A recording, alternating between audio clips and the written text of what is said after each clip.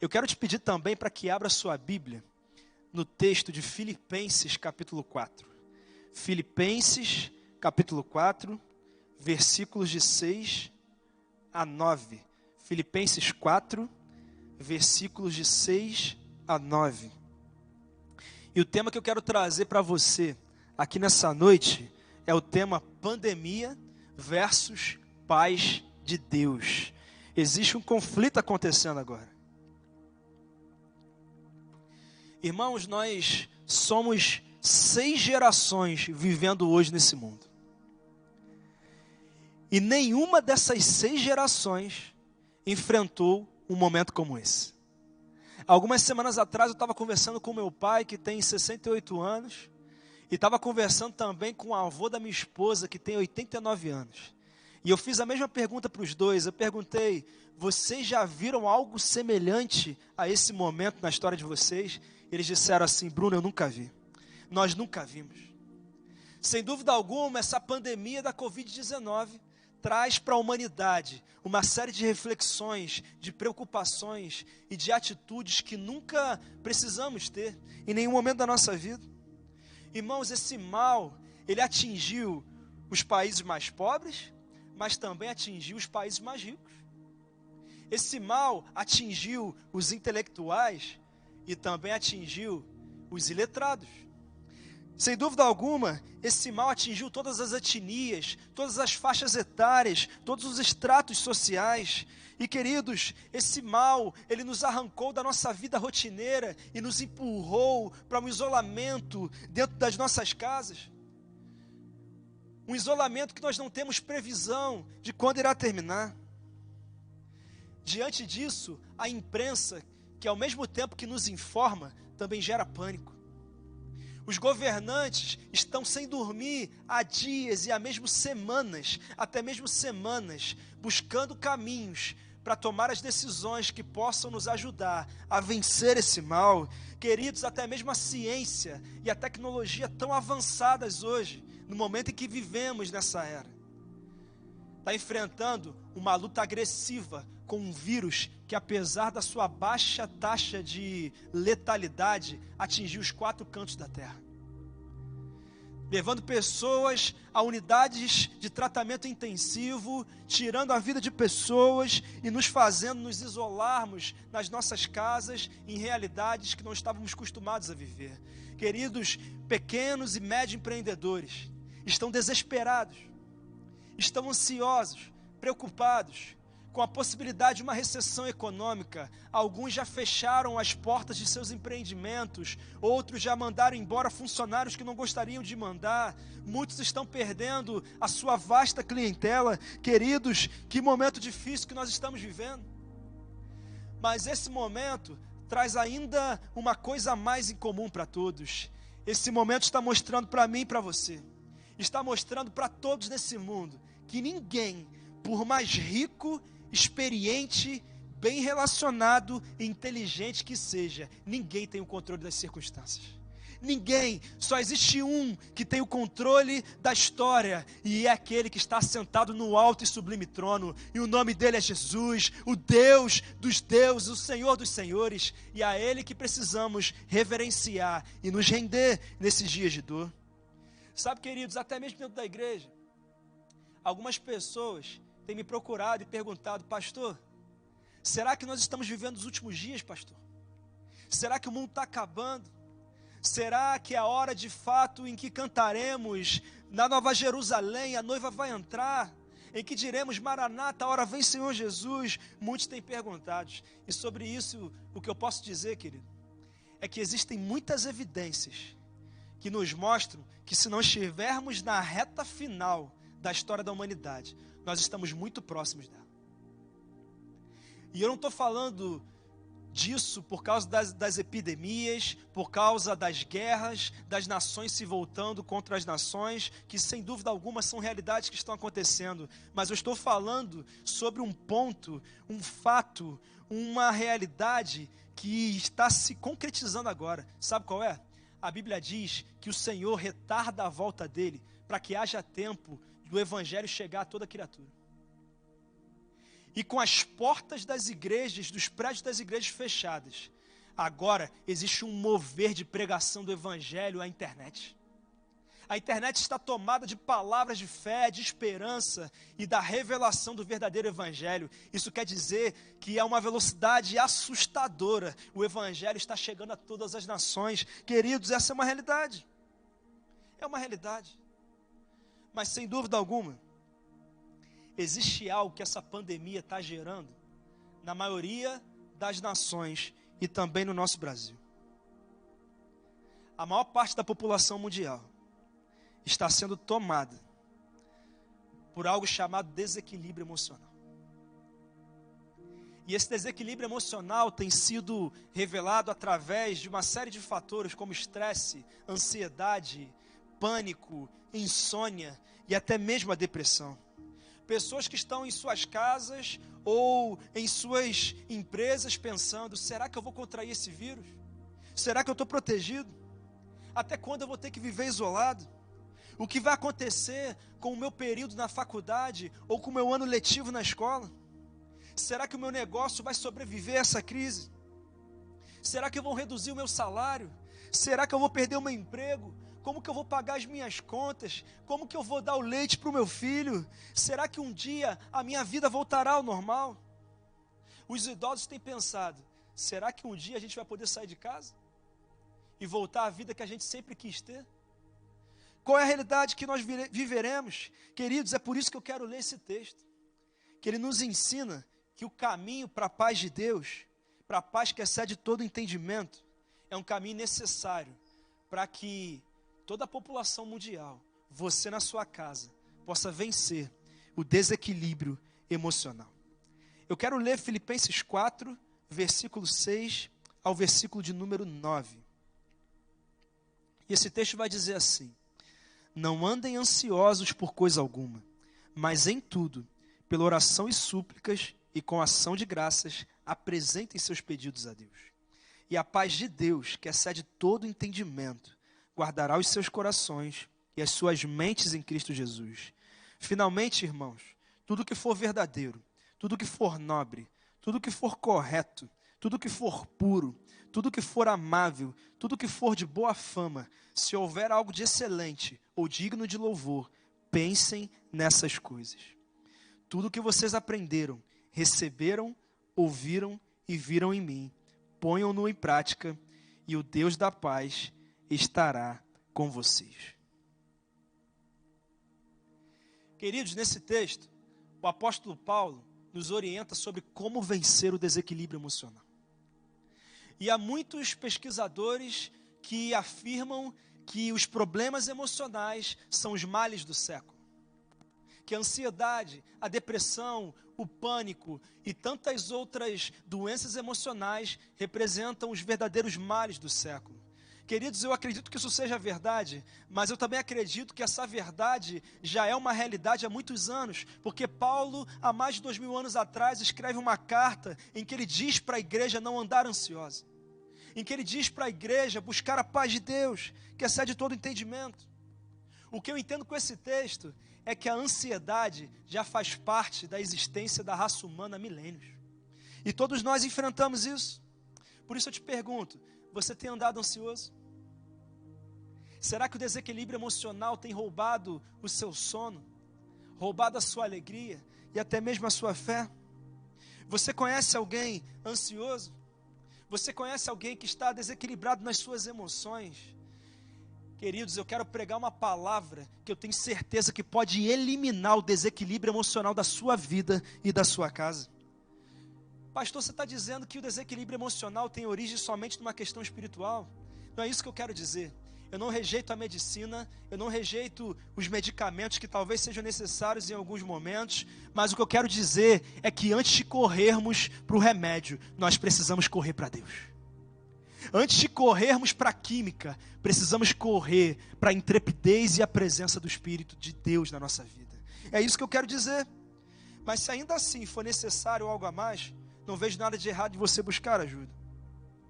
Agora perceba algo ainda mais interessante nesse texto, que não é somente cada conselho e princípio que Paulo traz para cada um de nós, mas é também o contexto. Perceba a realidade do contexto desse texto. Paulo estava preso quando escreveu essa carta. Ele estava preso injustamente, sob acusação de rebeldia política. Paulo também está numa iminência de ser condenado à morte. Paulo está no corredor da morte. E apesar de ser preso injustamente, apesar de estar no corredor da morte, o texto não para por aí. Ele recebe a visita de um irmão chamado Epafrodito, e esse irmão, ele leva uma oferta para Paulo, mas ele também leva notícias desastrosas. Ele vai dizer: olha, Paulo, a igreja tem sido ferozmente perseguida, estão matando os nossos irmãos, Paulo, as pessoas estão sofrendo, e dentro da igreja está acontecendo dissensão, contenda, conflitos. Queridos, um grande mover de desespero entrou naquela cela naquele momento. E Paulo tinha tudo para se desesperar. Paulo tinha tudo para dizer: eu não aguento mais. Paulo tinha tudo para fazer o que qualquer um faria nesse momento: tirar a sua própria vida ou desistir de todas as coisas. Mas Paulo, diante de tudo que dizia o contrário, ele vai dizer: não devemos andar ansiosos. Ele vai escrever contra a ansiedade no momento de maior dor da vida dele, no momento de maior desequilíbrio do ambiente e da atmosfera dele. Ele tinha tudo para se perder, mas ele decide escrever para mim e para você como podemos encontrar a paz de Deus, que excede todo entendimento. E eu quero trazer 5 princípios que eu tiro desse texto, para que eu e você possamos eliminar o desequilíbrio emocional da nossa vida, especialmente nesse tempo de crise. Primeiro conselho: entenda que nada nessa terra pode roubar de nós a certeza de que as promessas de Deus são reais e vão se cumprir. Entenda que nada nessa terra pode roubar de nós a certeza de que as promessas de Deus são reais e vão se cumprir. A parte A do versículo 6 vai dizer: não andem ansiosos por coisa alguma. Paulo está dizendo que nada nessa terra tem o poder de roubar o nosso equilíbrio. Paulo está dizendo: olha, eu posso estar preso injustamente, eu posso estar no caminho da morte, eu posso estar isolado da sociedade, eu posso estar vivendo como a escória, mas nada vai roubar de mim a certeza de que as promessas que o Senhor tem para mim vão se cumprir. Era essa a mensagem de Paulo naquele momento, e ela é a mensagem dele para mim e para você nessa noite. Paulo estava dizendo: olha, eu sei que tudo diz que não, mas eu sei que lá no alto o meu Redentor vive, e por minha causa Ele se levantará. Queridos, você precisa se apoiar nessa verdade, porque o cenário pode ser catastrófico e incontrolável para mim e para você, mas para o nosso Deus ele não é. Mas para o Deus que tem o controle da história, não existe perda de controle. E ele estava dizendo isso: nessa terra nada pode roubar a paz e o equilíbrio dos filhos de Deus. Queridos, essa palavra ansioso, que é traduzida como ansioso nesse texto, significa literalmente na raiz dividido. Quer dizer que a pessoa é atraída para direções diferentes. A pessoa que é tomada pelo desequilíbrio emocional, ela vive uma confusão. As ideias não fecham, a mente não para, o sonho não vem, o sono não vem. Uma hora ela tem esperança, outra hora ela é tomada pelo medo. Deixa eu te perguntar uma coisa: será que algo ou alguém tem roubado a tua paz? Será que alguma circunstância tem roubado a tua alegria? Será que algo tem tirado o teu sono? O que Paulo quer dizer é que nós não podemos permitir que nenhuma circunstância terrena roube de nós a alegria e a certeza de que as promessas de Deus são reais e elas vão se cumprir no tempo que Ele determinou. É isso que Paulo quer dizer. Queridos, é interessante também que Paulo, ele se expressa no imperativo. Isso quer dizer que não andar ansioso é um mandamento. E se nós vivemos ansiosos e desequilibrados, quer dizer que estamos transgredindo a vontade de Deus. E nós temos que tomar cuidado com isso. Queridos, a ansiedade é improdutiva, é irracional, ela é venenosa. Porque sabe qual é a verdade, queridos? Quer você se preocupe mais ou menos, nada muda. Sabe por quê? A preocupação é o trabalho mais improdutivo do ser humano. A preocupação é o trabalho mais improdutivo do ser humano. E queridos, talvez essa pandemia da Covid-19 não seja o seu maior problema, porque a pandemia que você está vivendo é no teu casamento. A pandemia que você está vivendo é na relação com o teu filho. A pandemia que você está vivendo é na tua realidade emocional, ou talvez até mesmo no teu ministério. Mas Paulo vai dizer: não andem ansiosos e confiem que as promessas de Deus para a sua vida são reais, e no tempo certo elas vão se cumprir. E Paulo então começa a nos colocar no caminho para vencer esse mal. E o segundo ponto, ele vai dizer: precisamos apresentar sem reservas os nossos pedidos a Deus. Precisamos apresentar sem reservas os nossos pedidos a Deus.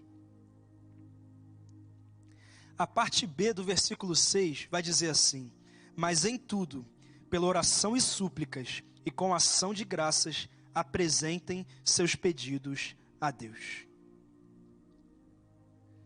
Sabe qual é a verdade?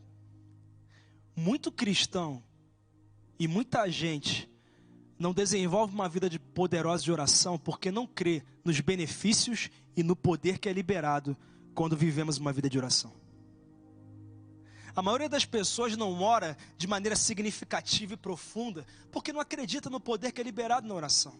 Não acredita que a oração move o braço que move o mundo. Não acredita que a oração pode trazer à existência coisas que não existem, coisas impossíveis e coisas improváveis. Sabe, queridos, tem muita gente que está ignorando esse dia que conclamamos um jejum para todo o país. E está fazendo isso porque não crê que a oração pode mudar a realidade da nossa nação. Não crê que a oração pode mudar a história do Brasil.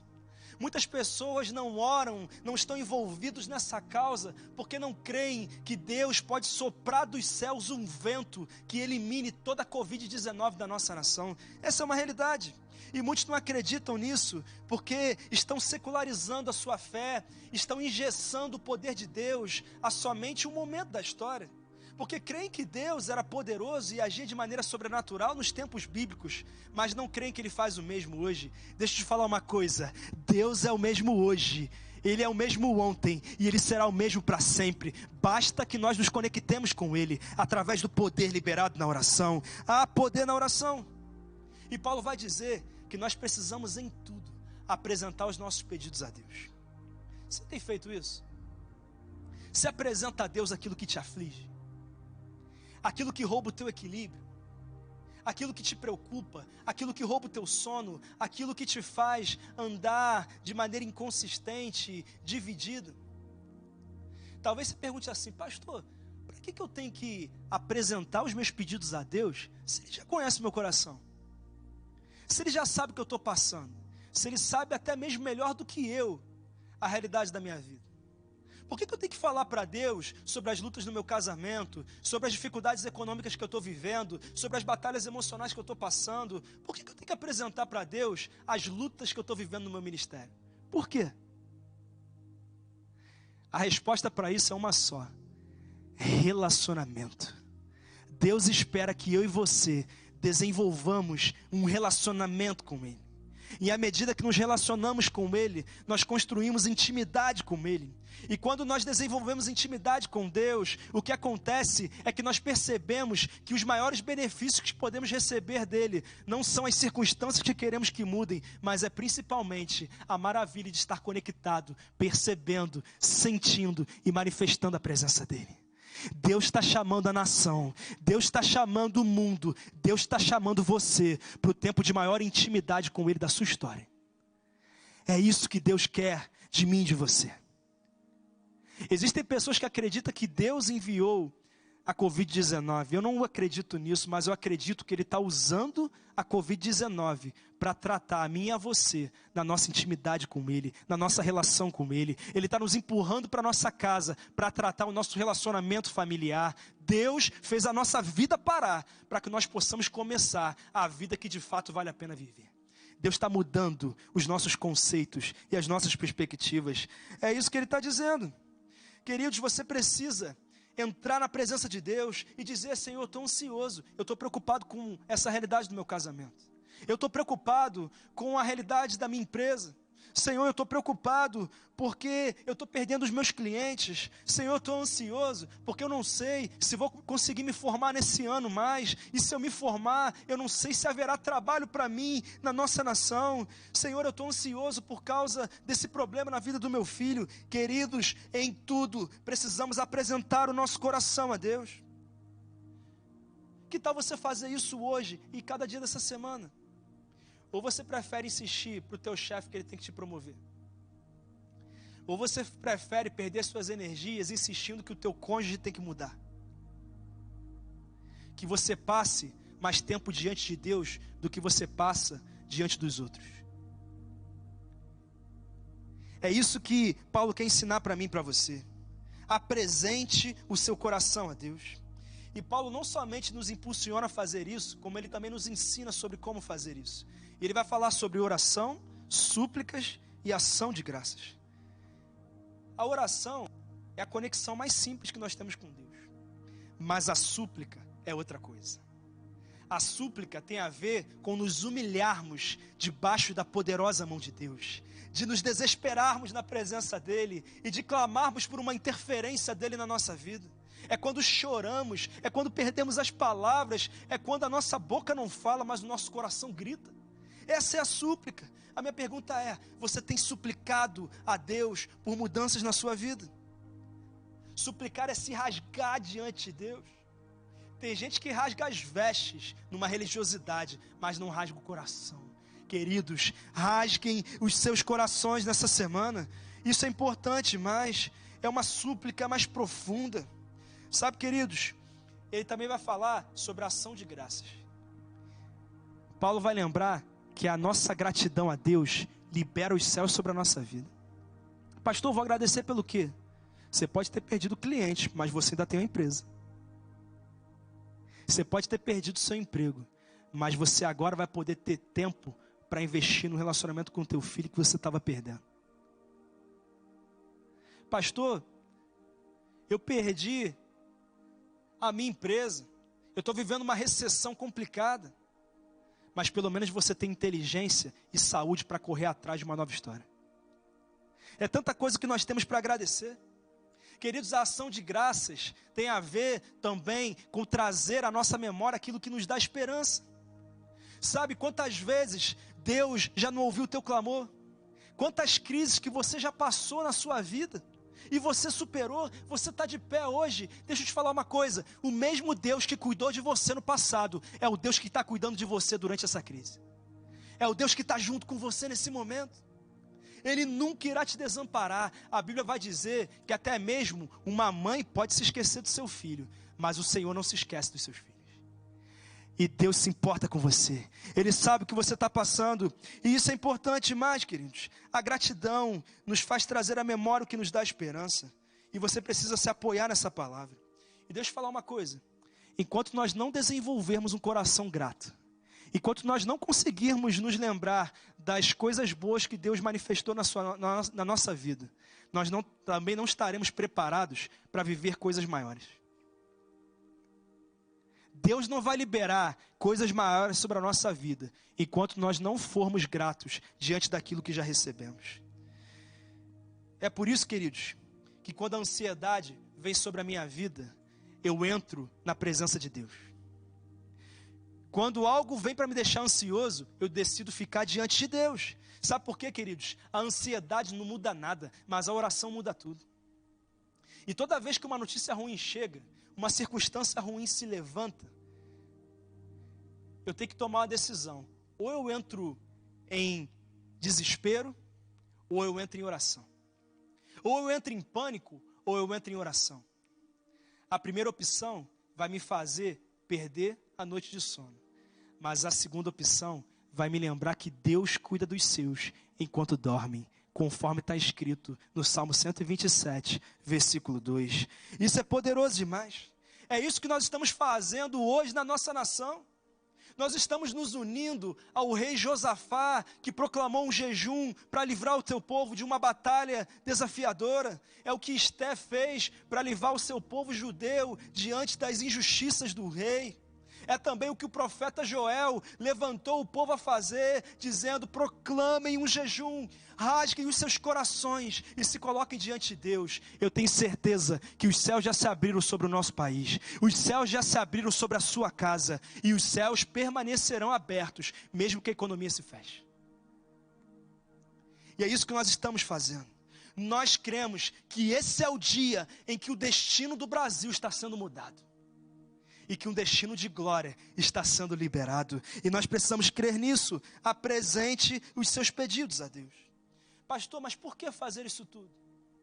Porque existe uma promessa, e a promessa que Paulo traz no final do versículo 6, é que a paz de Deus, que excede todo entendimento, guardará o nosso coração e a nossa mente em Cristo Jesus. E é com isso que eu trago o terceiro ponto dessa palavra: seja inundado pela paz de Deus, que excede todo entendimento. Quando a gente rejeita a ansiedade e apresenta o nosso coração diante de Deus, nós recebemos em nós a paz de Deus, que excede todo entendimento. Essa palavra, guardará os vossos corações e as vossas mentes em Cristo Jesus, ela vem do vocabulário militar, e ela se refere ao trabalho de uma sentinela, que vigia, que guarda e que protege. Sabe o que isso quer dizer? Que de maneira sobrenatural, quando nós rasgamos o nosso coração em oração diante de Deus, Deus manda uma sentinela que monta guarda na porta do nosso coração e na porta da nossa mente. E quando a ansiedade vem, as notícias ruins vêm, a sentinela responde para elas: eu tenho uma ordem dos altos céus para que você não entre aqui, porque aqui só entra esperança, alegria, fé e um espírito vivo que vive ansiosamente buscando as promessas e as concretizações dos projetos de Deus para as suas vidas. Quando você orar hoje, ao terminar esse culto, eu creio que essa sentinela vai ser colocada na porta do seu coração, na porta da sua mente, e você estará protegido das ameaças da vida, das notícias ruins, porque é isso que Deus tem para a sua vida. Esse é o resultado da oração. É por isso que eu te digo, irmão, por favor, creia nessa palavra, creia no poder da oração. Creia na mudança de destino quando você ora. Creia que na hora da notícia ruim existirá uma sentinela na porta do teu coração. Deixa eu te falar uma coisa: quando algo vier roubar a tua alegria, vai para a porta do teu quarto, vai para dentro do teu quarto e ora. Vai para o teu carro e ora. Vai para o banheiro da tua empresa e ora. Não vai colocar um cigarro na tua boca que te vai ficar ainda pior. Não vai falar aquilo que você está com vontade de falar para o teu cônjuge. Não vai falar aquilo que você está com vontade de falar para o teu vizinho, para o teu chefe, mas vai falar aquilo que está no teu coração para o teu Deus. E de maneira sobrenatural, Ele vai fazer algo poderoso acontecer. Fecha a porta do teu quarto e ora, o Senhor vai te escutar. Mas existe um quarto conselho da palavra, um quarto conselho: seja seletivo no que assiste, escuta e participa. Seja seletivo no que assiste, escuta e participa. Olha o que o versículo 8 vai dizer: finalmente, irmãos, tudo que for verdadeiro, tudo que for nobre, tudo que for correto, tudo que for puro, tudo que for amável, tudo que for de boa fama, se houver algo de excelente ou digno de louvor, pensem nessas coisas. Agora Paulo vai nos ensinar a ocupar a nossa mente da maneira certa. Mas sabe qual é o problema? Boa parte do nosso desequilíbrio emocional vem de ocupar a nossa mente com exatamente o oposto disso que Paulo fala. E isso não é difícil, porque nós vivemos na era da inundação das informações. Especialmente agora que nós fomos tirados da correria da nossa vida, e com isso assistimos televisão muito mais do que estávamos acostumados a assistir, acessamos as redes sociais muito mais do que estávamos acostumados a acessar, e com isso uma enxurrada de informações tem penetrado na nossa casa, na nossa mente, e vão fazendo o coração acelerar. Irmão, sabe qual é a verdade? Você pode fazer esse teste hoje. Quando terminar essa celebração, em que você está recebendo a paz de Deus, a glória de Deus, o favor de Deus, as convicções de Deus, a bênção de Deus, você liga a tua televisão, você desbloqueia o teu celular, acessa as redes sociais e você já começa a ser tomado por notícias e informações que vão roubando tudo que você recebeu. E você vai ficando preocupado, desequilibrado, ansioso, e você vai perdendo a tua paz. Sabe, queridos, apesar de estarmos aqui ministrando a paz de Deus sobre a tua vida, pode ser que se você não decidir se alimentar de coisas que dão sequência ao que Deus começou a fazer, você comece a perder o equilíbrio e a alegria do que o Senhor tem derramado sobre a tua vida.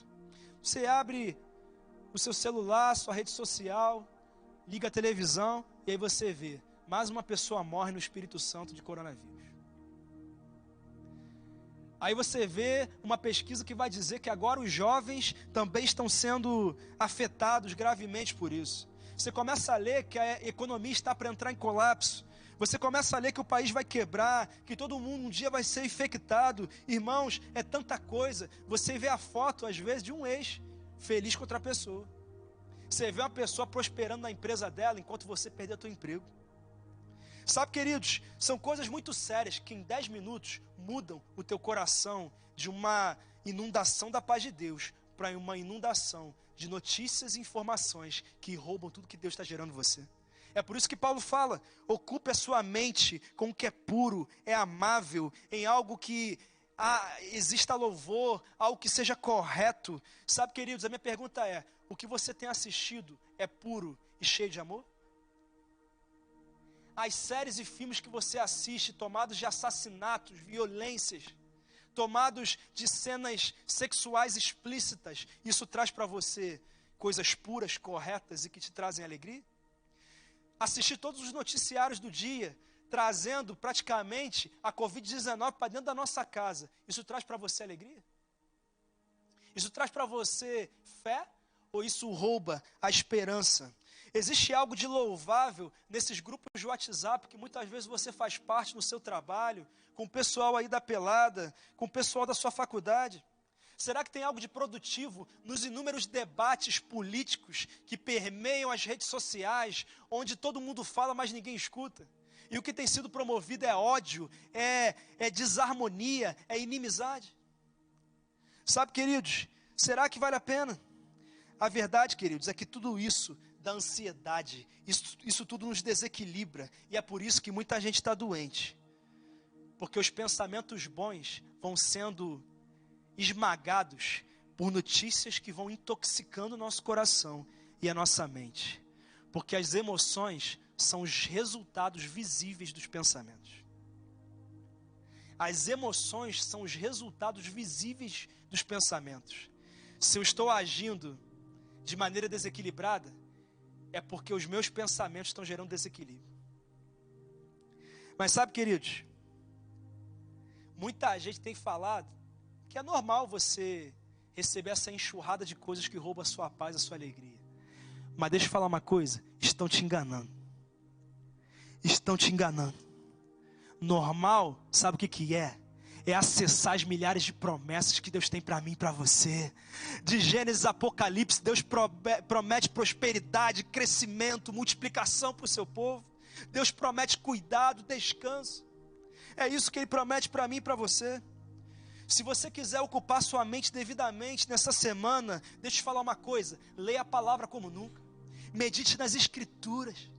Escolha um livro da Bíblia para ler e mergulhe nele, se aprofunde nele, deixe o Espírito Santo iluminar a sua mente, mudar o seu coração. Quanta coisa preciosa. Assista filmes que te aproximem de Deus, que te façam rir, que alegrem a sua casa, que alegrem a sua família. Tem tantos filmes maravilhosos aí, Superação, Um Milagre de Fé, Deus Não Está Morto, 1, 2 e 3, O Quarto de Guerra, Até o Último Homem, filmes que nos empoderam, que geram pensamentos agradáveis, que nos fazem avançar. Sabe, queridos, é tanta coisa preciosa. Assista filmes bíblicos, desfrute de ambientes maravilhosos com a sua família. Deixa eu falar uma coisa, aproveita esse tempo que talvez você nunca mais tenha e vai brincar com teu filho. Vai rir com ele. Outro dia eu vi uma cena que eu ri demais. O pai é vascaíno. E eu não sei quanto tempo tem que o Vasco não ganha o título. Ele tem um filhinho novinho. E o filhinho novinho não entende muito bem de futebol. Sabe o que ele fez? Ele colocou a final do Campeonato Brasileiro de 1997, que o Vasco foi campeão. Irmão, a criança gritava de alegria, abriu a porta e gritava para os vizinhos: Vasco, Vasco, Vasco. Mal sabe ele a realidade do Vasco hoje. Mas sabe o que isso gerou? Alegria na casa, descontração. Deixa eu te falar uma coisa: namora sua esposa nesses dias, querido. Vai brincar. Semana passada eu estava com os familiares jogando banco imobiliário, irmão. Que coisa maravilhosa. Eu percebi que eu tenho assim uma capacidade muito grande para empreender, assim, potencial muito grande, assim. Eu ganhei muito, assim. Mas sabe o que é isso? É ocupar nossa mente com coisa boa, coisa que gera alegria, que muda a atmosfera. Ei, desliga a televisão nessa noite, irmão. Vai brincar com a tua família, vai rir, vai se divertir. E deixa eu falar uma coisa, que é o melhor conselho que eu vou te dar: se encha das promessas de Deus. E eu quero deixar só uma para você. Jeremias 29:11. O povo de Deus está exilado na Babilônia, vivendo como escravo. Não viam seus familiares, não sabiam se eles estavam vivos ou mortos, não sabiam se um dia aquilo ali iria acabar. Eles começam a perguntar: Senhor, será que um dia isso vai acabar? Será que nós vamos superar essa crise? Será que a nossa história vai mudar? Deus então levanta um profeta, o nome dele Jeremias, e ele chega para o povo e diz: só eu, Senhor, conheço os planos que tem para vocês. São planos de paz e não de mal, para fazê-los prosperar. Essa é a palavra de Deus para o teu coração. Deus tem crescimento, Ele não tem retrocesso. Mas para isso é necessário folhear as letras e as verdades dessa palavra. Mergulhe nela, beba dessa fonte, se alimente dessa fonte, e a tua história vai mudar. A tua história vai mudar. Mas em último lugar, o último conselho que eu trago de Paulo nesse momento, através desse texto, é: viva na prática uma vida em Deus. O versículo 9 vai dizer: tudo o que vocês aprenderam, receberam, ouviram e viram em mim, ponham-no em prática, e o Deus da paz estará com vocês. Sabe o que ele está dizendo? Que se você pegar cada ponto dessa palavra e colocar em prática, o Deus da paz estará com você. O Deus da paz vai tomar o seu coração. O Deus da paz vai tomar a tua mente. O Deus da paz vai tomar a tua casa. O Deus da paz vai inaugurar um novo ciclo na sua vida. Paulo está falando que a gente tem que colocar em prática o que está recebendo. Ele está falando que eu e você não podemos ser crentes teóricos. Aliás, essa é a desgraça da igreja, os crentes teóricos, que recebem, mas não colocam em prática. Mas eu louvo o nome do Senhor, porque você, conectado comigo nessa noite, está recebendo a porção profética de Deus. E a partir de hoje, você vai colocar em prática, e Deus vai mudar a tua história. Eu profetizo que essa crise não é para retrocesso da nação, mas é para o maior crescimento da história dela. Eu profetizo que essa crise não é para retrocesso da tua vida financeira. Pelo contrário, é para que você se reinvente, crie estratégias, receba sabedoria do alto, para que você alcance um nível muito maior do que você estava antes dessa crise. É essa palavra que eu deixo para o teu coração, no nome de Jesus. Amém. Mas antes de receber a paz de Deus, é necessário estar em paz com Deus. Pastor, como assim? Eu não estou brigando com Deus. A Bíblia diz que o pecado, ele nos separa da presença de Deus. E quem vive uma vida onde o pecado ainda é uma realidade muito presente, ainda não está em paz com Deus. E isso é difícil, é complicado. É tão difícil que Deus precisou mandar o seu Filho Jesus, há 2000 anos atrás. Ele morre numa cruz. Ele ressuscita ao terceiro dia, dizendo para mim e para você: se você se arrepender dos seus pecados, se você deixar eu conduzir a tua história, eu vou te encaminhar, não somente para uma vida eterna no céu, mas também para uma vida plena nessa terra. Será que você nessa noite quer começar uma nova história com a condução de Jesus? Será que nessa noite você quer ter o Deus da paz tomando a tua vida, a tua mente, a tua casa, a tua história? Será que nessa noite você quer começar um novo ciclo onde Deus vai te conduzir às maiores realizações da tua história, ao cumprimento das milhares de promessas que Ele tem para você. Será que é isso que você quer fazer? Se for isso que você quiser fazer, se você quiser hoje começar uma nova vida com Jesus, uma nova história com Ele, um novo tempo com o Senhor, um novo tempo de condução do Senhor para as promessas e sonhos que Ele tem para você, eu quero te convidar, aonde você estiver, fechar os seus olhos e fazer essa oração. Se você quiser, pode fazer em voz alta. Se não quiser, pode fazer no fundo do seu coração, não tem problema. Dizendo assim: Senhor Jesus, nessa noite eu quero receber a paz de Deus. Nessa noite eu quero começar uma nova vida com a condução do Senhor, me levando ao destino de vitória que o Senhor tem para mim. Eu te peço perdão por decisões e períodos em que vivi longe da tua vontade, mas hoje eu quero começar uma nova história com a tua condução, no nome de Jesus, amém.